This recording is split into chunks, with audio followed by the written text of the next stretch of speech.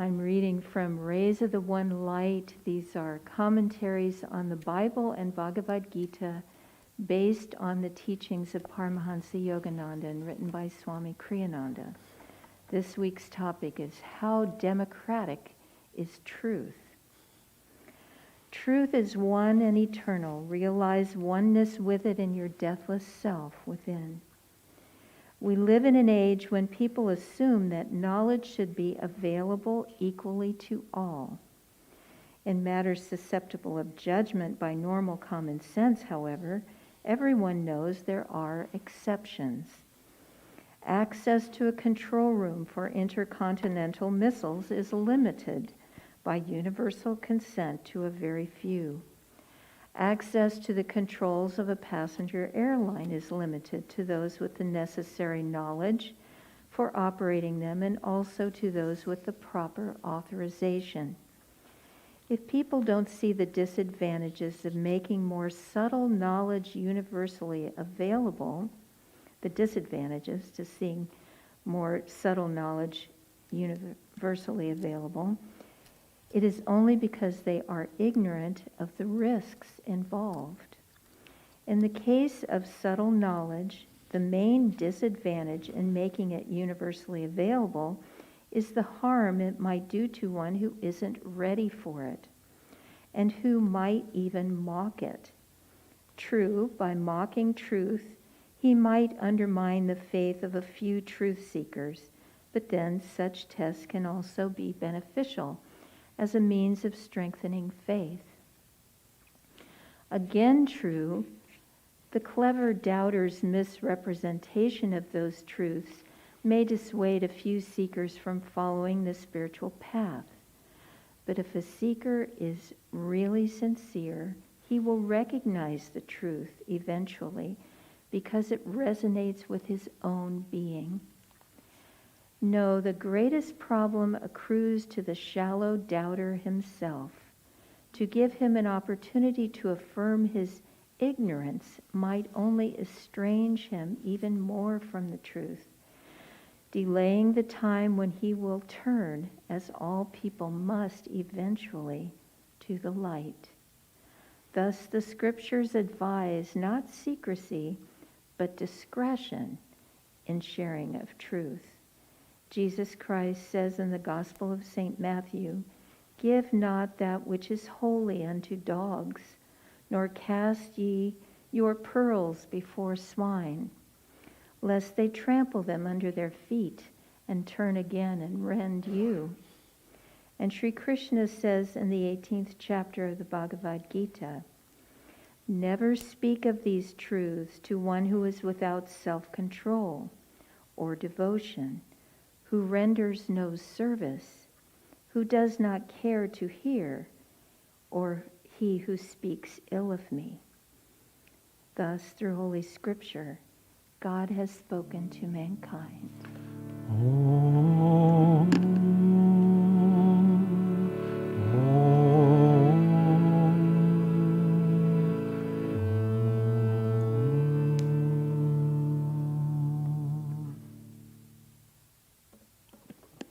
So, we often, as we are preparing for these services, we will remind each other of the topic, and often we have one or two word answers to the questions of the topic, and today's topic is how democratic is truth?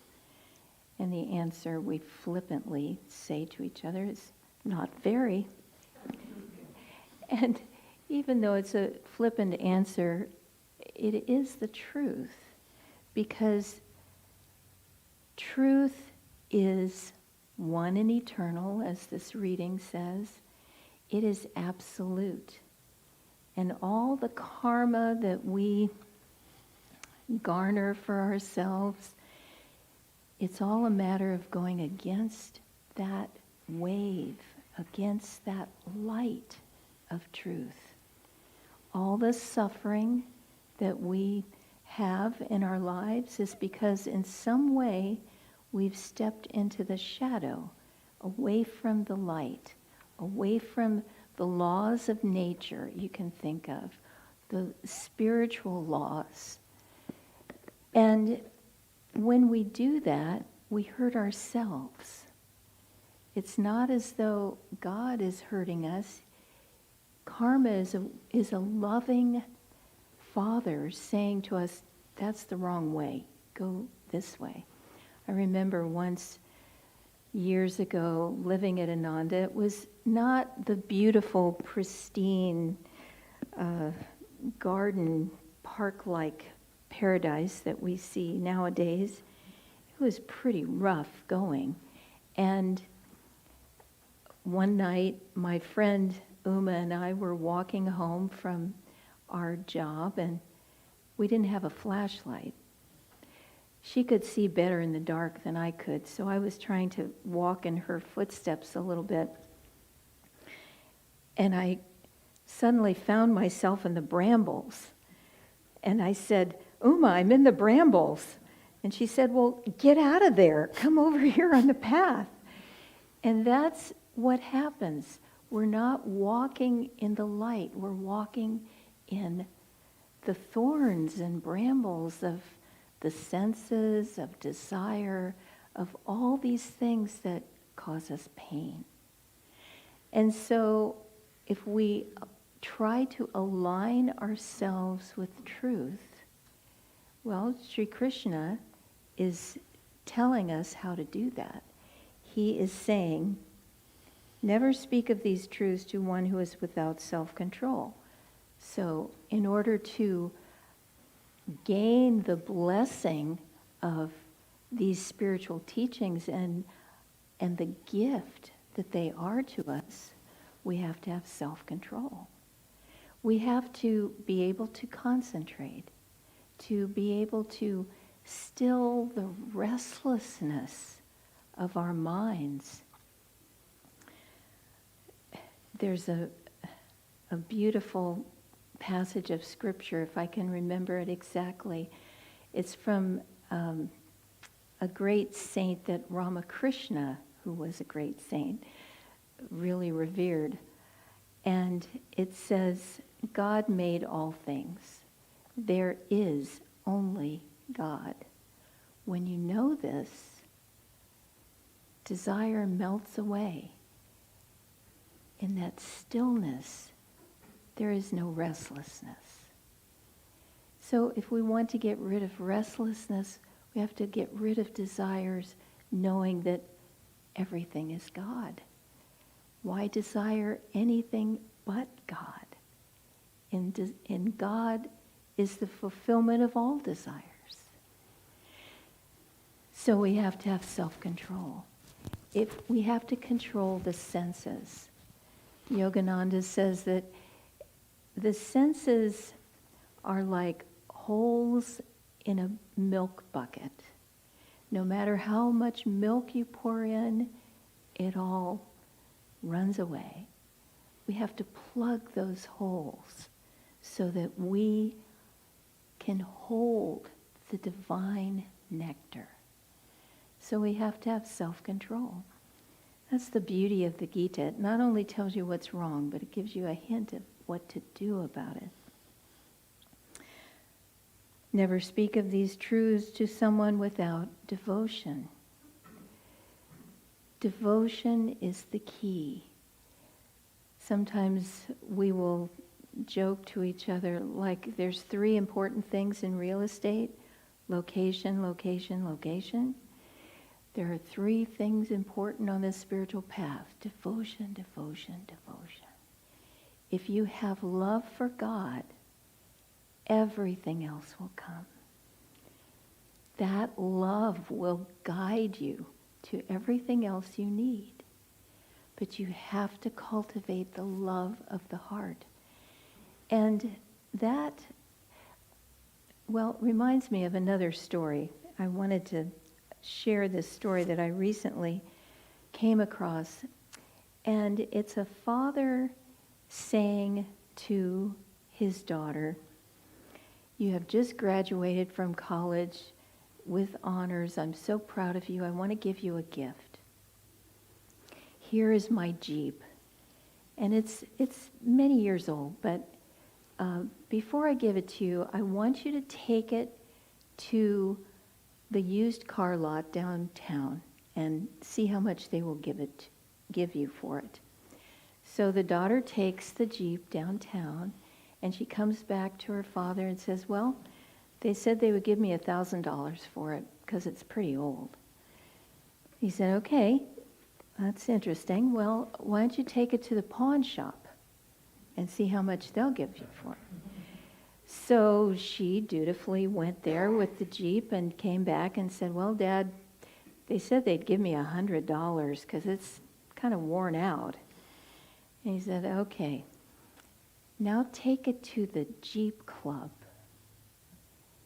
and see what they will say. So she took it to them, and she came back to her dad and said, I had several offers for $100,000 because it's iconic, and there are many collectors who are seeking this Jeep. And this is what the dad said. The right place values you in the right way. If you are not valued, do not be angry. It just means you're in the wrong place. Those who know your value are those who appreciate you. Never stay in a place where no one sees your value. So this is beautiful advice that every parent should give their child. It's what we should tell ourselves too. Not to stay in a place that doesn't value us. And at the same time, we have to have that self-esteem, we have to have that self-respect, but there's a higher octave. There's another story of a group of disciples who very humbly went to visit their guru. And they were expecting to sit for a satsang like this, sort of, and hear the teachings. And instead, the guru had a pile of bricks, and he started throwing the bricks at the disciples, and they all ran away screaming. And they were just like, this crazy guru, I'm never coming back to him. And they limped home and nursed their bruises. One of them, only one, picked up the brick, took it home, put it on his altar, said, I don't know what this was all about, Lord, but it came from you. And so I'm grateful, even for the bruises. And the next morning, the brick had turned to gold. That's why it's called a razor's edge, the spiritual path. Because for a long time, the ego is our friend. We need to have a sense of self, have self-worth. And at a certain point, that razor's edge happens, and either the ego can walk ahead or God can walk ahead. And we have to make way for God to take control, to be in charge. I often think, we have Google, which is pretty omniscient, really, but not completely. Think of how wonderful it is to have Google to answer all our questions. Imagine if we had God. We could just call up and answer all our questions. Well, we can through meditation, through self-offering, through not, when we have a question or a desire and it burns in our hearts, we have to let go of that to receive the answer. We have to really lay it at God's feet. We have to surrender. And that's part of the ego making way for God to walk ahead in our lives, to guide us. We think we know everything, but beside that omniscience, we know very little. But the more that we can love and surrender into that consciousness of oneness, which is the essence of wisdom, then the more we can stand in that light and it can fill our being. So, what else does the Gita say? Never speak of these truths to one who is without self-control or devotion who renders no service. If we think that our whole purpose in life is to garner every spiritual advantage to ourselves without thinking about other people, that just reinforces the ego. And what the spiritual path is trying to do for us is to transcend the ego.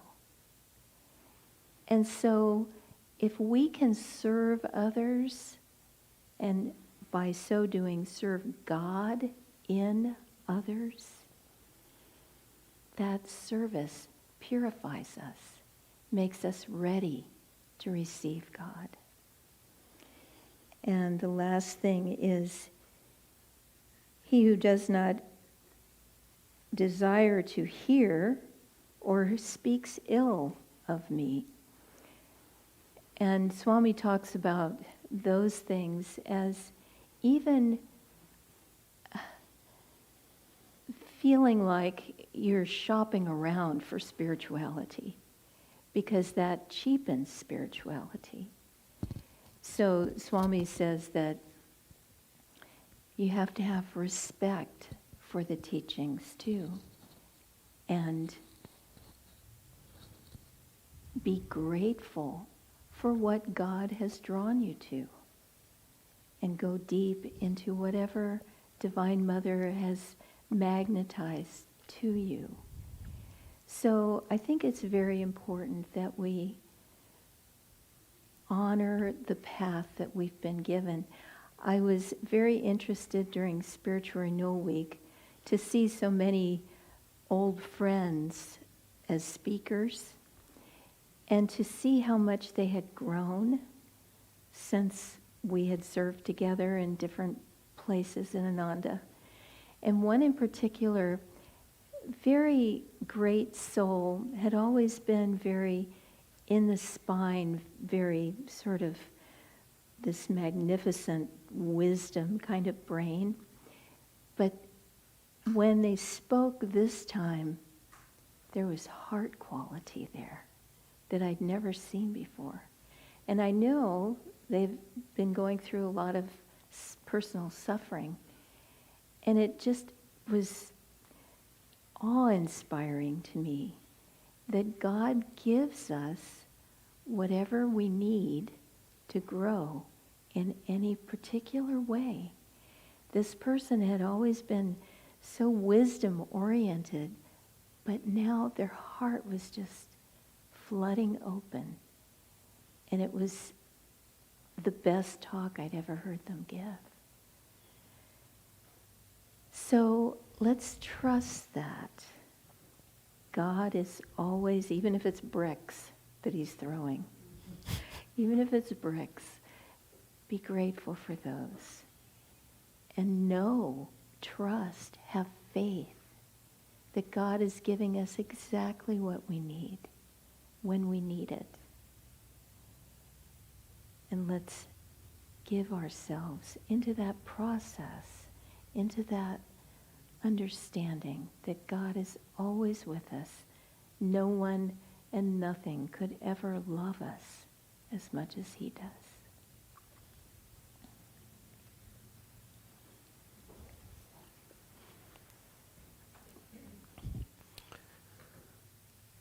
In the context of the story Nirmala told about the father and the daughter and the Jeep, there's an interesting true life story actually happened some years ago. Some of you have probably heard this story.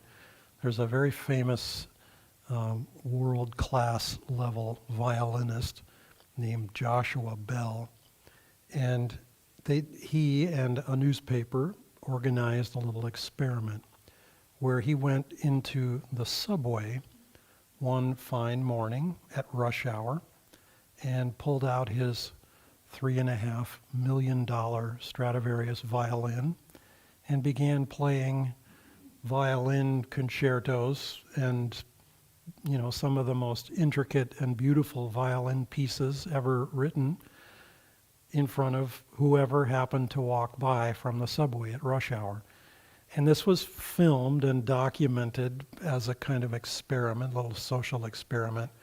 And almost 1,100 people walked by.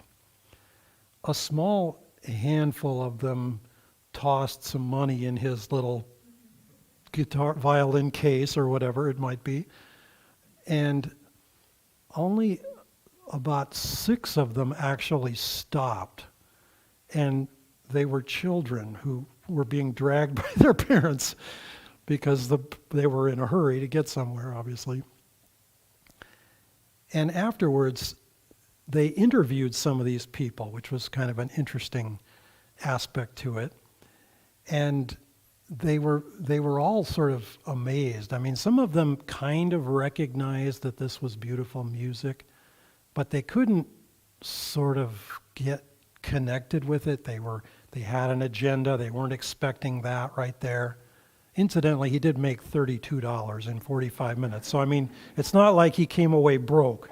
But, being first violinist of a major symphony, I mean, he's paid thousands of dollars a minute to perform when he's performing.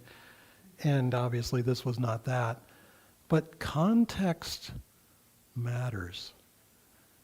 Perspective matters.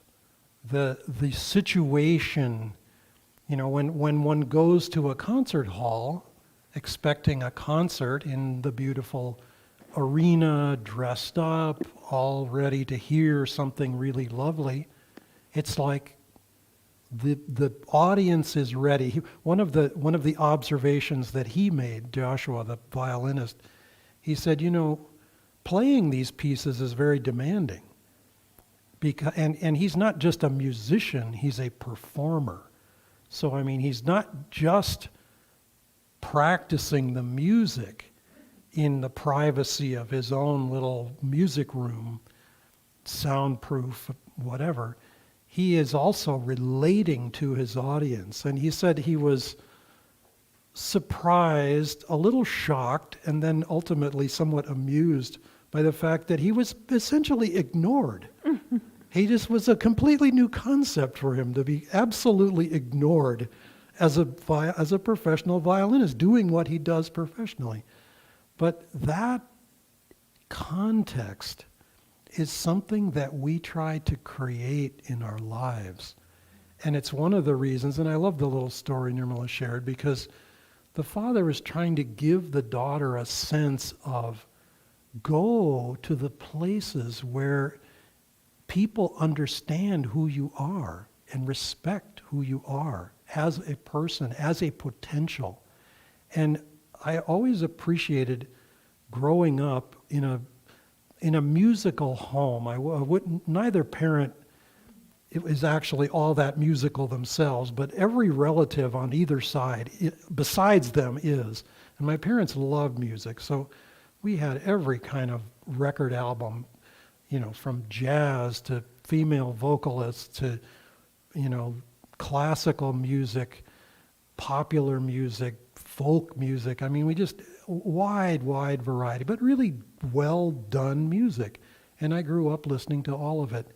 And it gave a context. It sort of gave a little bit of a higher octave on an artistic level. And that question has been debated by philosophers and others, artists down through the ages. Is beauty sort of hardwired into us, or is it subjective? Well, the answer is it's a little bit of both. Because a violin, a cello, when it's played beautifully, it resonates inside of us. It literally makes our bodies vibrate in a certain way. And it's uplifting. It's like it jiggles the energy free and lifts us into a higher state. And if you've ever been to an incredible concert, you walk out of there feeling like you're not even quite touching the ground. I mean, it's like you're just in a higher place. So that aspect of it is very, very real. And part of what we're trying to do in the spiritual life is learn to relate to all levels of reality that we're obligated to deal with appropriately. And I'll just give an example of this from the years that we spent with Swamiji in India. Part of the latter few of those years, we began to create a community outside of Pune in the countryside, in a little village. And I remember Swamiji talking with us before we went out there, because obviously we wanted to help the villagers in the area. I mean, I wouldn't say that it's an impoverished area, but it's certainly not a wealthy area. And it's agricultural.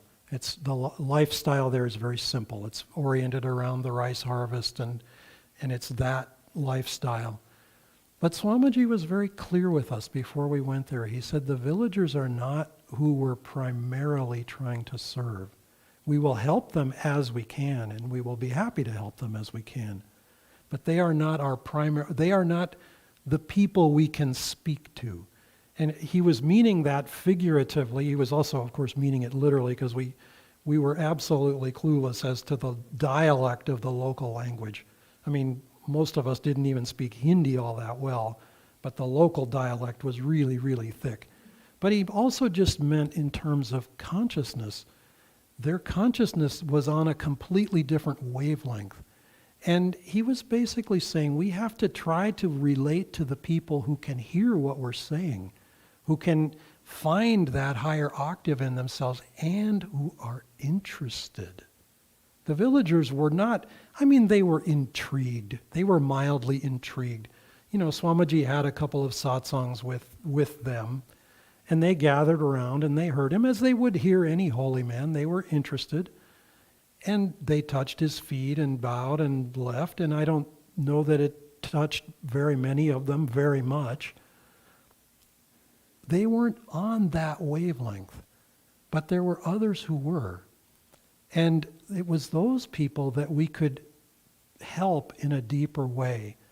And in our own lives, we're trying to find that balance in ourselves of relating to whatever it is that we need to relate to appropriately at that level.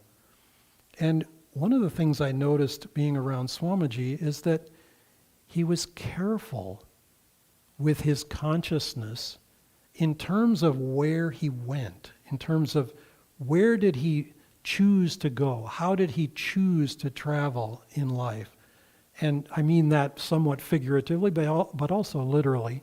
We didn't typically take the train in India, partly because it took forever to get from point A to point B, but partly because he didn't want to be dealing with that level of consciousness. And if we took an airplane, the 2-hour ride instead of the 26-hour ride, we could, for one thing, we could get there in a hurry. But for another thing, it was like his own, he was cautious about his own energy level. And he didn't, I'll share another example. We were traveling with him in Switzerland, and it was dinner time, and it happened to be, I forget if it was a Sunday night or a Monday night. I want to think it was a Monday night. And Monday is a day when restaurants are often closed. And so, but there's always going to be a few that are open, but relatively speaking, many of the ones we would have chosen to go to were closed. Well, I hunted around, and I finally found a restaurant and made a reservation for us, and we went to the restaurant. Well, this place just didn't have it. Generally restaurants in Switzerland are nice. Generally most things in Switzerland are nice. But this one, it just didn't have a nice consciousness to it. and the staff person that we got didn't have a very nice energy. And, we got the water, and we thought about ordering, and then we said, sorry, we're going to go. And we just left. And Swamiji afterwards gave me a little correction. He said he noticed the location of this restaurant was sort of near the train station. And he said, I wouldn't choose that kind of location because they have to deal with a large population. By the way, I'm not down on trains. I don't know. It may seem like that, but trains are a nice way to go, and it's a good train. But what he was saying is, when it's just kind of the lowest common denominator of consciousness, and the restaurant has to serve that, the restaurant's going to sort of reflect that to a certain degree. And he didn't want to be in that environment. He didn't want to be in that vibration. And he himself, in the yogic tradition, there are certain injunctions against eating in public places because you're very open to receiving, and you can sort of receive the vibrations of the public that's there, and it's not always very uplifting. Swamiji said, the majority is usually wrong, the minority occasionally is right or makes sense, but if you sort of look at the general swath of humanity, most people are not interested. That's one of the things the Gita is addressing. People who are not interested, you don't force it on them. Christ very colorfully says, don't cast your pearls before swine, lest they trample them under their feet and turn again and bite you, because they're interested in something to eat. They're not interested in pearls. Well, we, for ourselves, have to learn to protect the higher levels of consciousness in ourselves, not because they're going to hurt somebody else or ourselves, but just because we want to create the context to dive into them fully, to experience them completely. And so, hence, we don't try to meditate sitting on a street corner in Manhattan with traffic whizzing by and people honking and hollering. In theory, it would be nice to be able to meditate deeply anywhere, including a street corner if you had to. But in practice, it's helpful to go somewhere quiet. It's helpful to be somewhere uplifting. It's helpful to be in an environment where others are helping you as well, where others who are pointed in that same direction are adding their energy as well to your own. And that's one of the things that we do at Ananda, is help create that context so that the week doesn't just go along Monday, Tuesday, Wednesday, Thursday, Friday, Saturday, Sunday, Monday, Tuesday, Wednesday, Thursday. We're not trying to make this peak experience that suddenly crashes back down again Monday morning and stays there for the rest of the week. We want to help people to actually bring it home. I remember telling people when they would visit our retreat center in India or in Italy or in other places, take this place home with you. Pack it into your luggage. Take the entire temple, take the entire experience, bring it home with you and make it your own so that it lives in your life, so that it isn't just one little peak experience followed by, now we're back to the same thing we were before. We create that context in order to uplift our entire lives. And that, friends, is entirely possible. And it's one of the reasons that Swamiji gave us the music that we sing. We're going to sing a song for you now in just a moment. Dare to be different. Dare to be free. And all of Swamiji's music is designed to help us feel that upliftment and to live it in our lives all day, every day.